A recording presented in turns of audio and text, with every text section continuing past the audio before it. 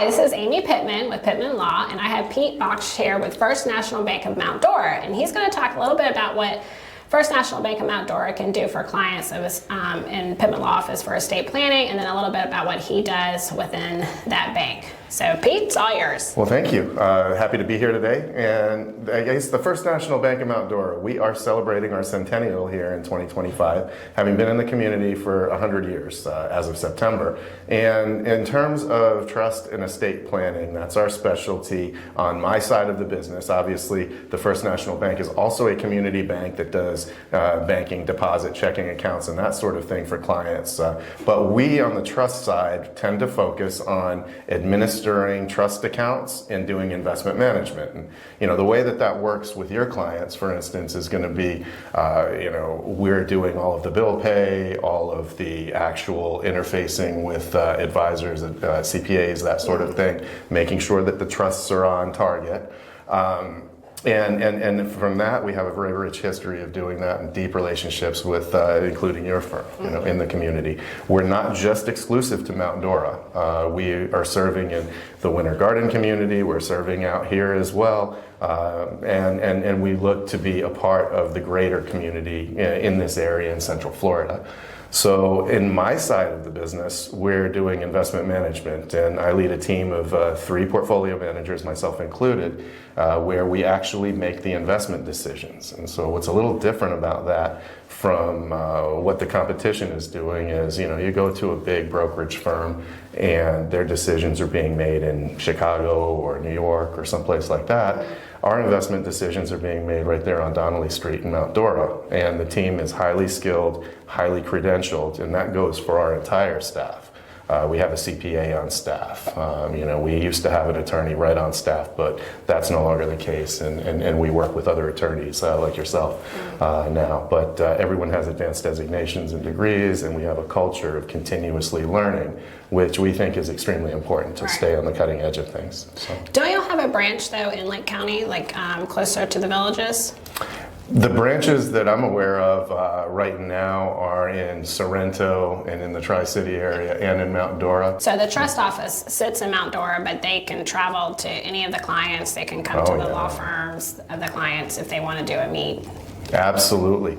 We go even further than that. We have clients that we'll travel to if they're out of state, because as you know, with trusts, you have somebody who's the grantor who's here, but the beneficiaries are elsewhere, or it might be vice versa, and we'll travel to meet our clients wherever they are. Right.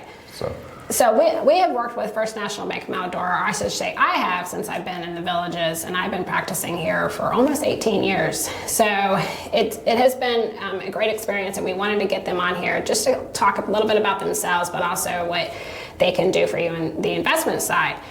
So as we all know, that the people that are moving to the villages area, and obviously we represent people outside of the villages, but a lot of them that are moving to the villages now have not retired. So if I am, in my late 50s, early 60s, and thinking about retirement, would you have any advice on what they should be doing, planning for that retirement? Sure. There are quite a few things that you need to be thinking about as you approach retirement. The first and foremost really is going to be risk reduction, because when we're in our working years, in the middle of our career or the beginning, we're putting money in, we're taking risk, and we're capable of doing that. You're allowed to weather, say, a 10 or a 20% decline in the market, and that's actually a buying opportunity for you because your horizon is longer. But as we approach retirement, the off-ramp is getting closer and closer, and risk needs to be reduced. One of the issues that comes up frequently when we're talking with clients in that area is that they have portfolios that still have concentrated big positions in risk that need to be reduced. You have to have a bigger allocation to fixed income instruments, not so much because bonds, not so much because you want that payment coming in and living on the fixed income, but because you want the risk reduction of having those in the portfolio. They tend to zag when stocks are zigging, the bonds. So we want to have assets that are not moving in the same direction to protect you when there's a 2008 or a 2022, for instance, where markets were down. So the other thing that we obviously talk about with our clients is having a corporate trustee. And I know you're not on the administration side, but what would you think would be a good reason for an individual to consider appointing a corporate trustee as the trustee of their trust, whether they're incapacitated or deceased? Sure. Well, I think first and foremost, putting that onto a friend or a family member or somebody that you know and trust is great in the sense that you know and trust them. But the question arises, what are their skill sets relative to doing that? It might be too much for those people to do. The corporate trustee is deeply skilled. In our case, we've been doing that for decades, and you want that competence there. You don't want to make people feeling uncomfortable by putting this thing on them to do. Huge burden. And also, in my experience, the benefit of having a corporate trustee is they don't die, right? So like they're still going to be here. I mean, I've had several clients who have to come in and change because their successor trustees are dying. And the nice thing about a corporate trustee is, you know, we're not just appointing Pete, we're appointing the team, and they work as a team when they do the administration. So we always tell people, you know, look at the benefit of this person is a team and not an individual who could become incapacitated, who can move, or pass away. So I think that to us is a good selling point when clients really don't have anybody that they really should be putting in that position, especially if they don't have children and it's maybe a complicated plan.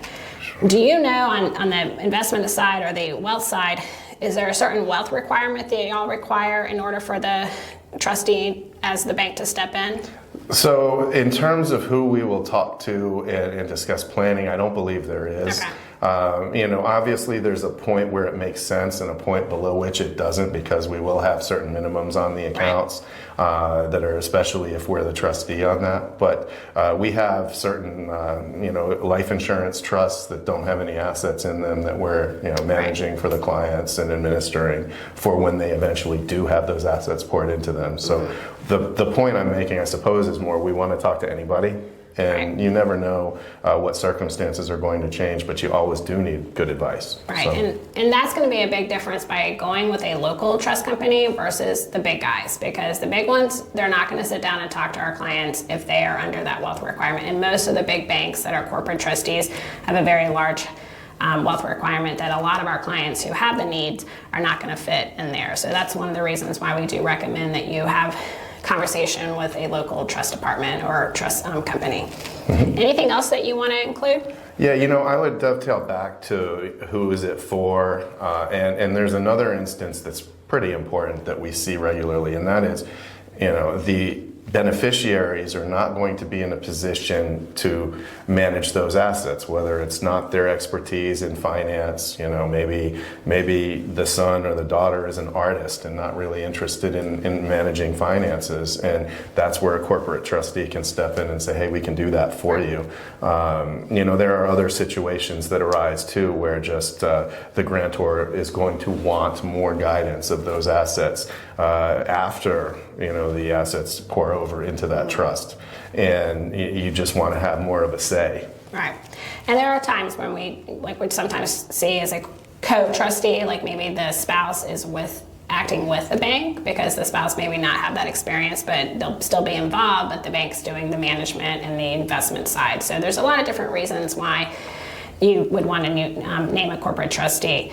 So we will include all the information about First National Bank of Mount Dora in the description box. So if you do have questions, Pete can answer it, or he can lead you to the right person at the bank.